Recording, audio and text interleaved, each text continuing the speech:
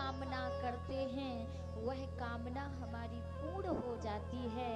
और रामचरितमानस एक ऐसे सुरतरु की छाया है कि जिसके नीचे बैठने से हमारा दुख, हमारा कष्ट कोसों दूर भाग जाता है।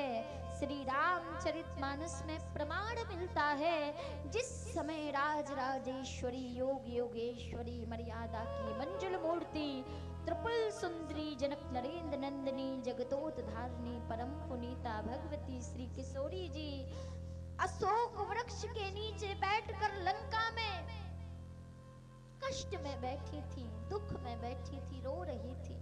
श्री राम प्रभु को याद कर करके किशोरी जी रो रही थी। और अशोक वृक्ष के ऊपर बैठकर पवन पुत्र हनुमान राम कथा का वर्णन कर रहे थे।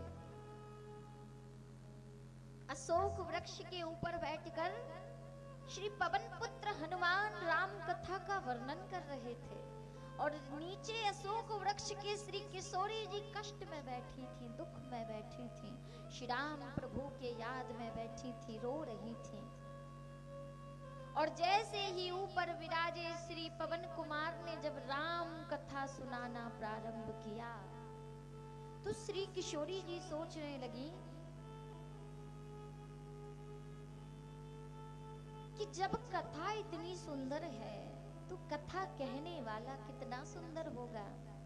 ऊपर से आवाज आई, ऊपर से हनुमान जी ने आवाज लगाई, माता केवल राम कथा ही सुंदर है, कथा कहने वाला तो बंदर है, केवल कथा ही सुंदर है।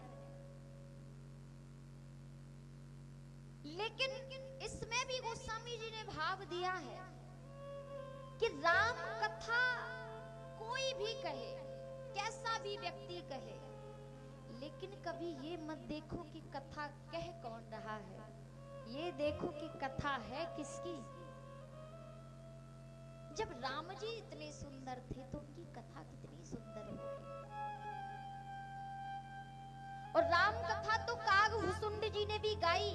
कौआ कितना कड़वा बोलता, कौआ कितना कड़वा बोलता है, लेकिन जब राम कथा का वर्णन स्वयं काग भुसुंड जी ने अपनी वाणी से किया तो गोस्वामी जी क्या कह रहे हैं कि मधुर बचन जब बोलियु कागा, मधुर बचन जब बोलियु कागा, मधुर बचन जब बोलियु कागा, मधुर बचन जब बोलियु कागा। बताइए, कौवा इतना कड़वा बोलता है लेकिन राम कथा का जब वाचन किया तो उस राम कथा को भी मधुर कह दिया, क्योंकि राम कथा है ही इतनी सुंदर।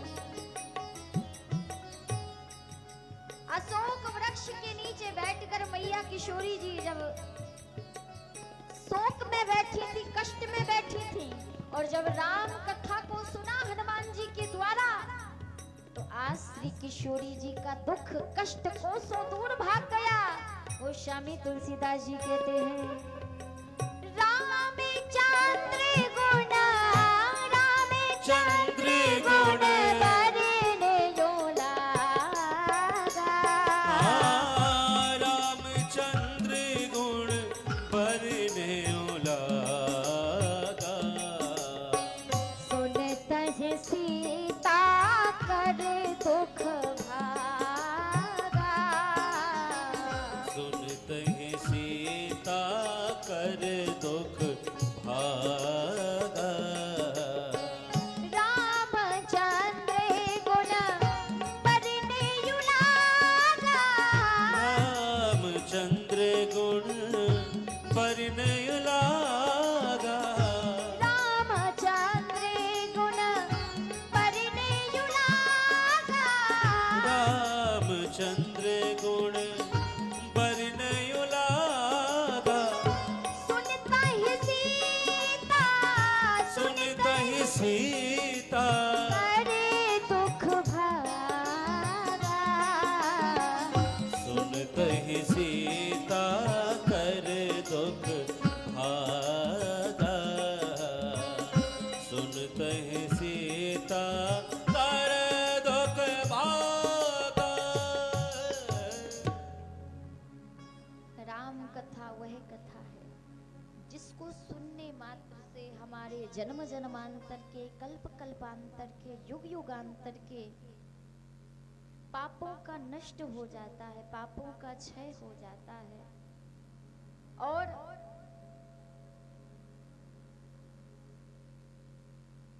श्री गोस्वामी तुलसीदास जी ने सर्वप्रथम इस रामचरितमानस के ग्रंथ को जब प्रारंभ किया तो सबसे पहले किसको प्रणाम किया, किसकी वंदना गाई? बोले वर्णानामर्थ संघानाम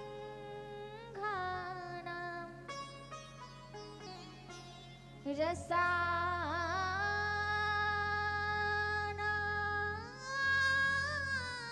छन्दसामपि मंगलानाम च कर्तारौ वन्दे वाणी विनायकौ। वाह, ये रामचरितमानस किस शब्द से शुरू हुआ?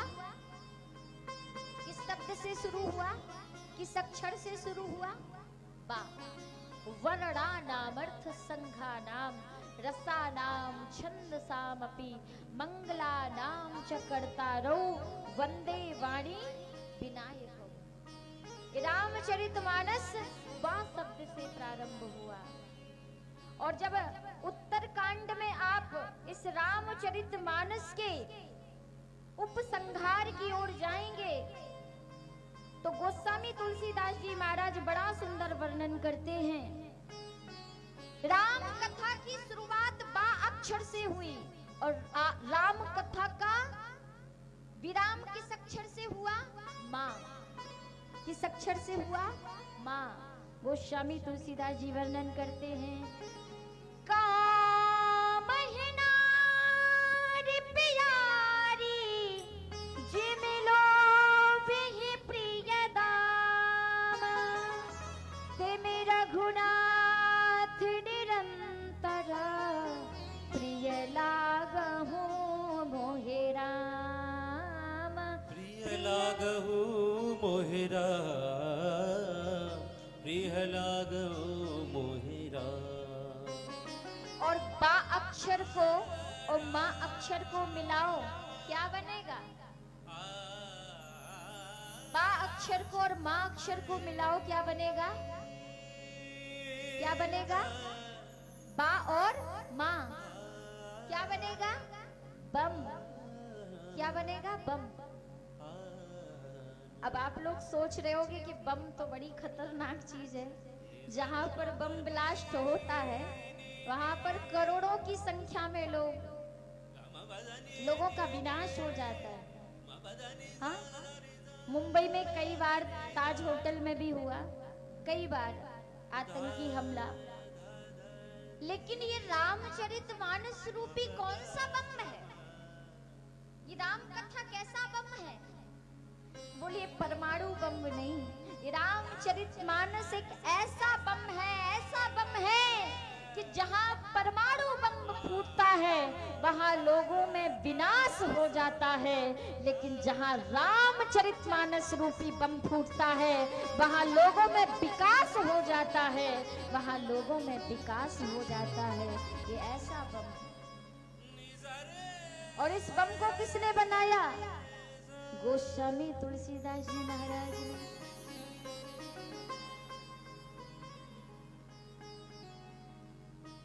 पहले जब हमें बुखार आ जाता था, ताप आ जाता था, तो पहले के लोग, माताएं कहती थी, बूढ़ी पुरानी मैया कहती थी कि इसको तुलसी का काढ़ा पिला दो।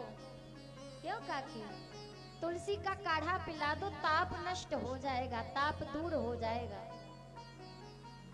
लेकिन अगर किसी को विकार रूपी बुखार आ जाए, किसी को काम, क्रोध, लोभ, मोह, मद, मत्सा, ममता, अहमता, अहंकार, अगर विषयों का विखार आ जावे, ताप चढ़ आवे, तो इस ताप को कैसे दूर किया जाए?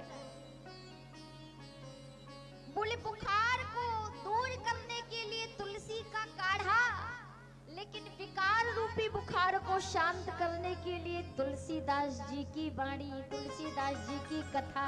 गोस्वामी जी कहते हैं, ताप हरत तुलसी जगत, यह तनहन करत प्रकाश, और दो तारण तरण है, तुलसी और तुलसीदास, तुलसी और तुलसीदास।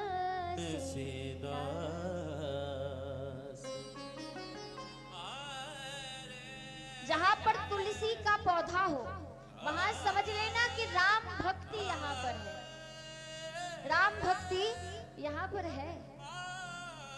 जब श्री हनुमान जी महाराज लंका में पहुंचे और जब विभीषण की कुटिया के बाहर रामायुध अंकित ग्रह शोभा वरन न जाए, और नव तुलसी का वृंद तहां देख हरस कपीराय, देख हरस कपीराय। हनुमान जी प्रसन्न हो गए। क्या कहने लगे?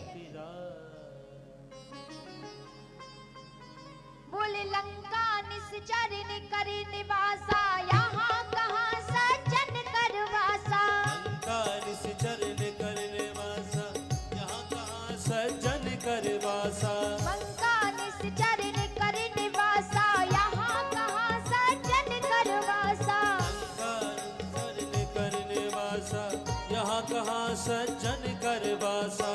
मन बहुत रख करन कपिलागा, देहि समय विभीषण जागा। श्री राम जय राम जय जय राम, श्री राम जय राम जय जय राम। मन बहुत रख करन कपिलागा, मन महु तरक करन कपिलागा।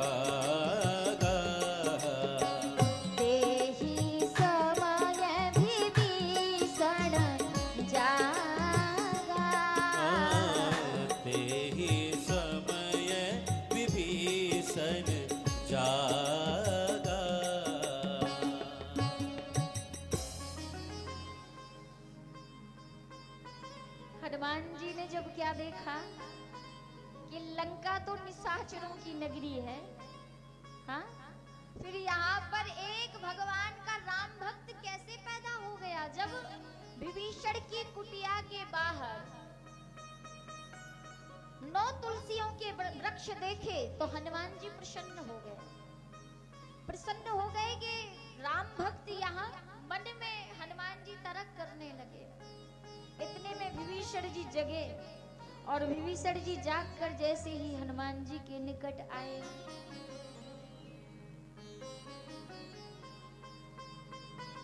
हृदय से लगा लिया, हृदय से लगा लिया, और विभीषण से पूछने लगे कि लंका निशाचरों की नगरी है, यहाँ कहाँ सज्जन कर वासा, तुम कैसे रहते हो? तुम जैसा सज्जन इस निशाचरों की नगरी में निशाचरों के साथ में कैसे रहता है? तो विभीषण जी ने बड़ी सुंदर बात कही हनुमान जी से। क्या? हे पवन पुत्र, आप कह रहे हो ना कि इस निशाचरों की नगरी में मैं अकेला सज्जन कैसे निवास करता हूँ? तो सुनो, मैं ऐसे रहता हूँ जैसे 32 दांतों के बीच में अकेली जीभ रहती है। जैसे 32 दांतों के बीच में अकेली जिह्वा रहती है, वैसे ही मैं इस निशाचरों की नगरी में निशाचरों के साथ में रहता हूँ। क्यों? क्योंकि सौंप दिया सब भार तुम्हीं पर, जीत तुम्हीं पर, हार तुम्हीं पर, नैया डुबा दे चाहे पार लगा दे, जीवन है तेरे